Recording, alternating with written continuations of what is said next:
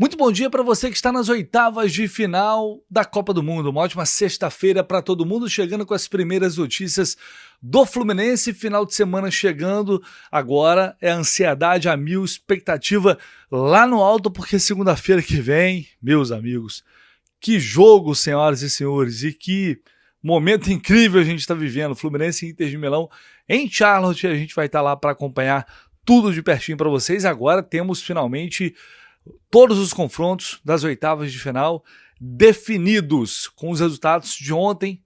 Teve Real Madrid vencendo com tranquilidade, Al Hilal garantido classificação, e agora a gente pode traçar definitivamente o caminho do Fluminense até uma possível final de Copa do Mundo. Temos do lado da chave do Fluminense, Palmeiras e Botafogo, clássico brasileiro, Benfica e Chelsea, Inter de Milão e o Manchester City. Olha aí o City de Guardiola de novo, do nosso lado da chave. O Manchester City vai enfrentar o Al Hilal, o City que meteu 5-2 na Juventus.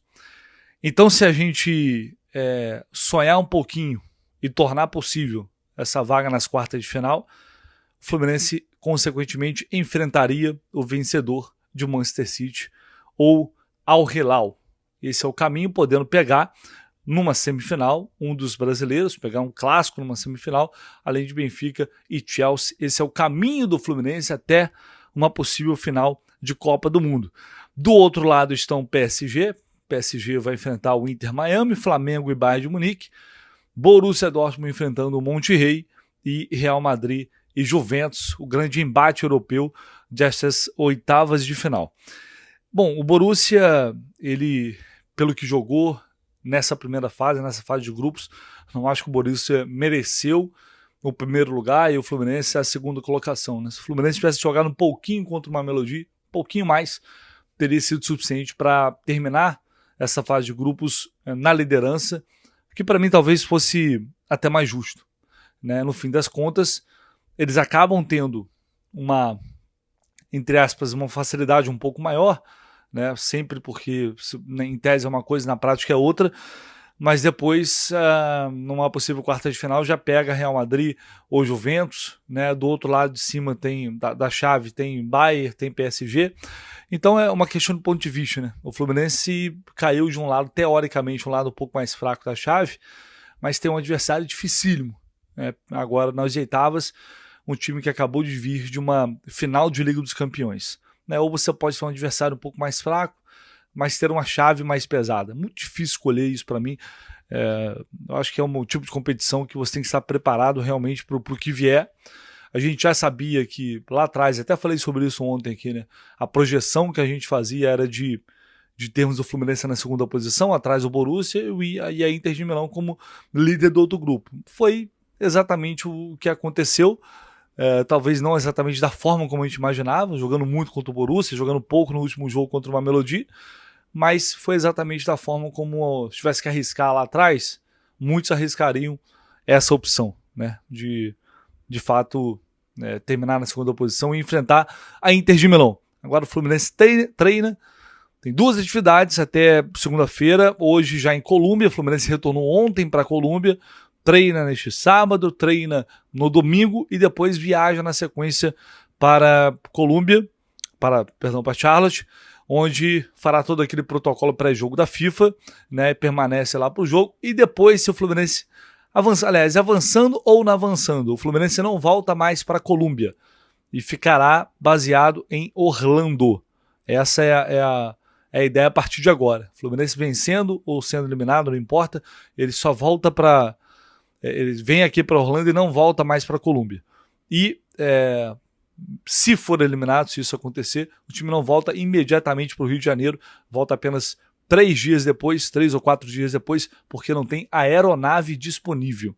Tá? Essa é mais ou menos a programação básica que o Fluminense tem até estas oitavas de final, para atualizar vocês em relação a esses detalhes. Bom, então é isso. Só em relação para a gente fechar aqui em relação ao chaveamento da Copa do Mundo, eu acho que talvez que o confronto, a gente esperava o Bayern de Munique do lado de cada chave, não do lado de lá. Então ali deu uma bagunçada, dentro mais ou menos de uma lógica que a gente tinha traçado, Mas eu creio que, assim, pelo que os times vêm jogando, europeus de uma forma geral, acho que a gente tem uma possibilidade sim, e tem que acreditar, né? A gente já está aqui jogando, fazendo parte dessa grande competição, enfrentando grandes públicos, e a gente tem que acreditar, né? Não tem jeito.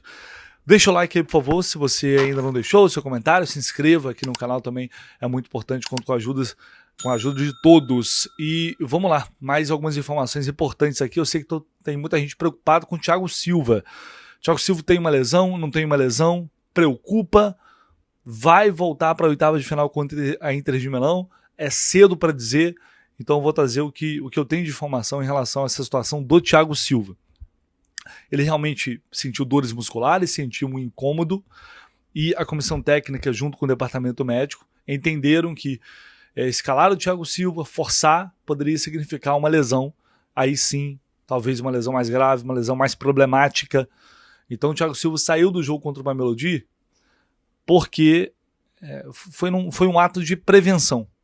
Foi um ato de prevenção para evitar algo pior. E o que eu posso dizer para vocês é que tanto os médicos quanto a fisioterapia, todo mundo acredita que o Thiago Silva irá sim enfrentar a Internacional na segunda-feira, tá? Obviamente que isso não dá para cravar nada aqui, não dá para. São coisas que mudam a cada dia, de acordo com o tratamento. Mas hoje a percepção interna do Departamento Médico e Fisiologia é de que o Thiago Silva estará assim, não foi um incômodo, foi uma preocupação, está sendo trabalhada, está sendo estudada, e a tendência é de que ele tenha condições realmente de defender o Fluminense nessa oitava de final, e obviamente é muito, muito importante a presença dele pela liderança, pelo jogador que é, e principalmente porque iremos enfrentar uma grande equipe do futebol europeu, e ter um Thiago Silva em campo, sem dúvida alguma, traz mais respeito. Então, tomara torcer para que essa previsão se confirme e o Fluminense o Renato possa ter o Thiago à disposição. Em relação a Soteldo, ele tem chance de jogar, ele pode jogar. Qual a realidade do Soteldo no momento? A gente sabe que ele vem de uma lesão, ele chega ao Fluminense lesionado, com uma lesão grau 2 na coxa, e a previsão inicial do Fluminense já era conseguir recuperar o Soteldo até essas oitavas de final. Bom, existe uma chance, o Soteldo pode ser relacionado para esse jogo? Existe uma chance, e esses dois treinos vão ser determinantes, tanto para ele quanto para o Thiago Silva também, né?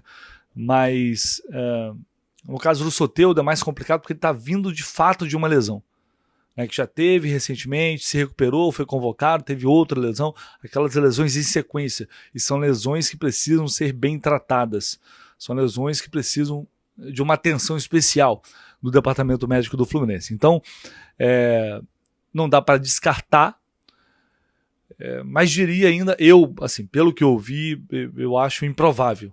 Mas existe sim uma chance. O Fluminense vem trabalhando muito para isso. O Soteldo vem realmente trabalhando forte no tratamento para se recuperar o quanto antes. E aí a gente vai ter que aguardar, portanto, até o treino de domingo para a gente realmente entender se é possível ou não, ou se o Soteldo realmente ainda fica fora dessa oitava de final. E aí poderia ter uma chance de estrear em caso de uma possível quarta de final. Bom, e para a gente fechar, parece que o Fluminense está interessado no atacante Lucas Ribeiro, jogador que acabou de enfrentar o Flu pela Mamelodi, um brasileiro que nunca atuou aqui no futebol profissional, que está com excelentes números pelo Mamelodi, um jogador que está se destacando por lá, chamando a atenção de muita gente, e era talvez o cara desse time que a gente tinha que ficar de olho aí antes desse confronto contra o Mamelodi. E segundo informou o jornalista Fene Casagrande, esse jogador interessa o Fluminense. O Fluminense está de olho e fez uma sondagem por ele. Eu confesso que não consigo confirmar essa informação ainda, até o momento eu não confirmei, mas não me surpreenderia em nada, porque, enfim, o Fluminense já tem uma certa marca, né, o scout, por ir atrás de jogadores que enfrentaram o Fluminense e se destacaram contra o Fluminense. Nem foi tanto o caso do Lucas Ribeiro, né, convenhamos assim. Mas é um jogador que é jovem, que tem números, aí você passa a analisar o adversário, você identifica que aquele jogador está se destacando, e aí você vai buscar depois as informações sobre ele. Então pode ser isso que talvez tenha ocorrido. O Fluminense estudou, pesquisou sobre o jogador, viu os números dele, já tinha essa proximidade de estar ali para o jogo, e talvez tenha feito essa sondagem para saber a real situação. E aí o Mamelodi estaria disposto a negociar o jogador por cerca de 2,5 milhões de euros, não, de dólares, 2.600.000 mais ou menos, que é um valor, se a gente parar para pensar, em tese acessível para o Fluminense, né? É um valor acessível e outra, tem uma questão também. É um tipo de jogador que o Renato está procurando. É o tipo de jogador que ele pediu a diretoria agora nesta janela para trazer. É um jogador de lado de campo, que tem qualidade, tem velocidade, o cara que faz gol, dá assistência.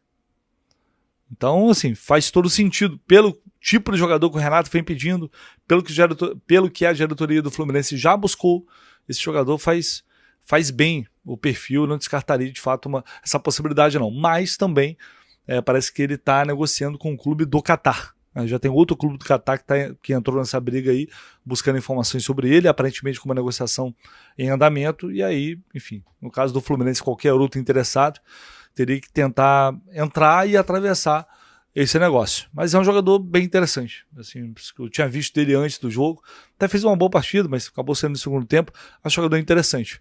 E com um valor de mercado não muito alto. Vamos ver. Daqui a pouco, assim que terminar o Mundial, a gente vai voltar o foco para a janela de transferências que volta agora em julho. Né? Com certeza a gente pode e talvez, certamente, deveremos ter novidades para esse segundo semestre em termos de reforço. Deixe o seu like, se inscreva no canal, seu comentário também é muito importante. Conto com a ajuda de todos vocês. Tamo junto e ao longo do dia a gente volta com muito mais informações. Agora direto de Orlando, né? Já saímos de Miami, voltamos para a nossa base em Orlando e no domingo vamos para Charlotte, se Deus quiser. Fechou? Um abraço, tamo junto.